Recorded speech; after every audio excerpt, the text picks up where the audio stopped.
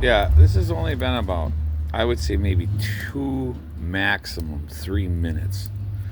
Uh, you could be like cooking your breakfast or uh, your hot water for your tea at your campsite within a couple of minutes. I mean, this stove is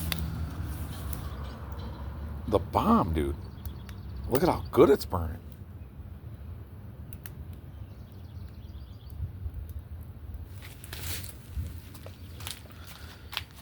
Like I said, all I did is stuck the 2 pieces of paper in there because it's got such good airflow that it just went right up. And I can only imagine what it would do with little sticks and twigs just to get it going. I didn't even use that. This is insanely awesome.